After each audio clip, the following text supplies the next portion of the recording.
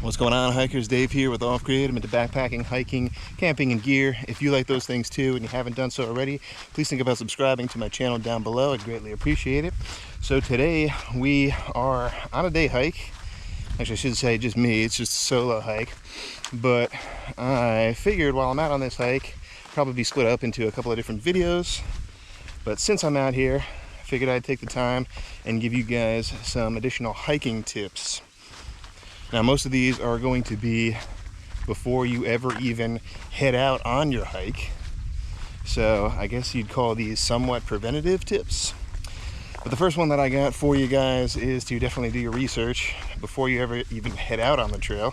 Definitely do a lot of research, print out your maps, look at your maps, figure out your routes, look at the different elevations, look at the temperatures of where you're going to, because your temperature might be different from where you started out to where you're headed to, and try to plan out your trail as much as possible before you head out and do that trail. The second tip that I got for you guys in more of the preventative vein would be to plan on using decent footwear, or I should say plan on the appropriate footwear for whatever trail you end up taking. So for me on this trail today, I just have my trail runners. Swing around and show you these.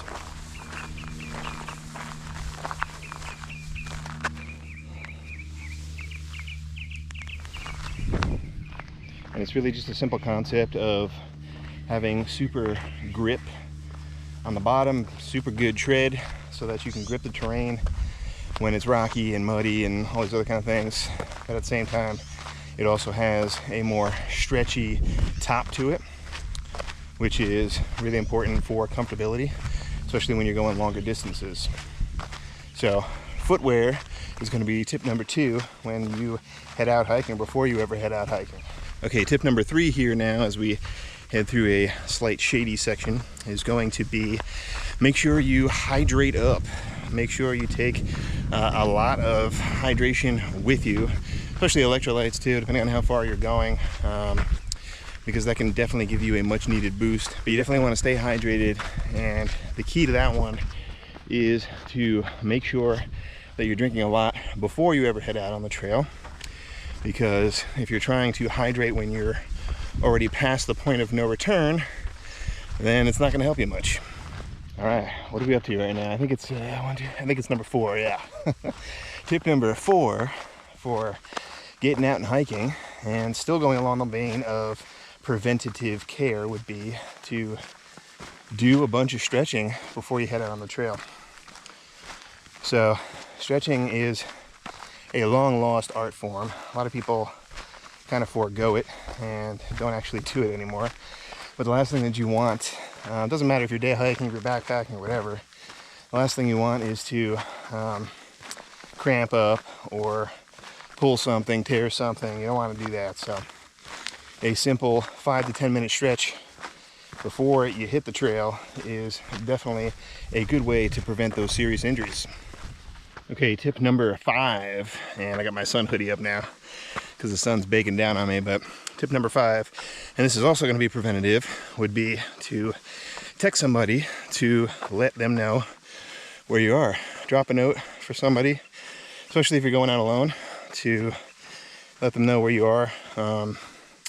Particularly for day hiking too, you're not always are going to want to fire up the old satellite device and spend the subscription to activate it and get, you know, all your texts and stuff like that.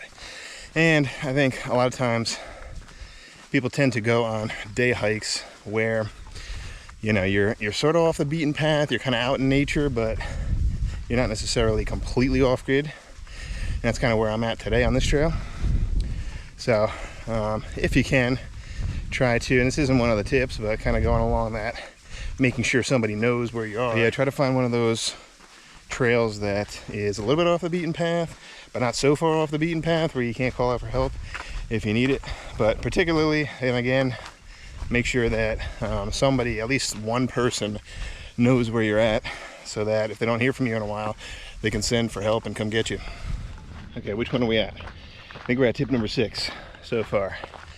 Tip number 6 is kind of going along with the hydration, and that tip was all about preventative care. and bringing enough water and hydration for your hike. But this tip is all about making sure that you continue to hydrate when you're out on the trail. So it's not only important to bring enough water, but you also have to make sure that you're consuming that water when you're on your hikes or your backpacking trips. You have to make sure that all along the way you are maintaining those hydration levels so that you don't become dehydrated.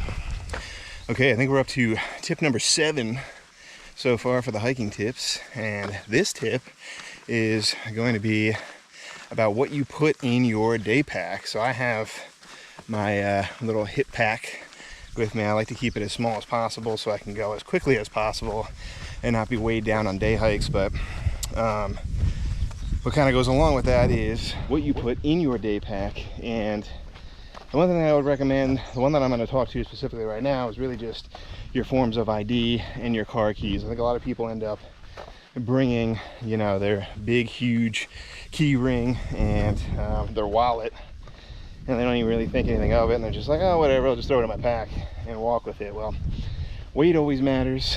Every single ounce matters. Doesn't matter if you're doing a day hike or you're going for, you know, 10-20 miles. Every single ounce definitely counts in your day pack. So I definitely recommend lightening it as much as possible.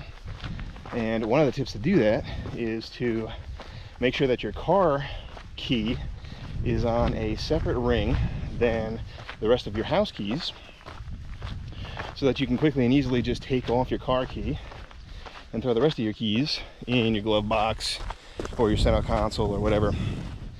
And then the other tip is to just bring some form of ID with you, like a driver's license or photo ID of some sort, so that in case something happens, somebody can identify you more quickly.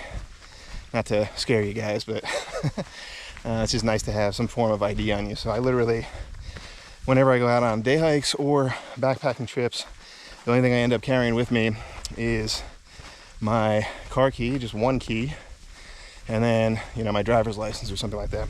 And the last tip that I have for you guys, I think we're up to tip number 8. Tip number 8 is going to be all about safety.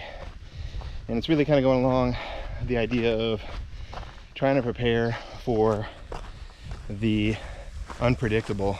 You know, you have to think about situations, not necessarily pack your fears, especially not for day hikes. You want to keep it more light. But, you know, things like sunscreen, bug spray, maybe a whistle, other things that you can do to call out for help or try to be safe when you're on trail is definitely and generally a great idea. That's going to do it for my hiking tips video. I'm sure I definitely missed a lot, so if you have any that I didn't discuss and you would like to share down below in the comments, feel free to do so. Also, be sure to give this video a thumbs up, and again, subscribe down below if you haven't already. Thank you so much for watching and stopping by today, guys. And remember, if you're headed off grid, make sure you do your research and to make it a safe one. I'll see you guys on the next one.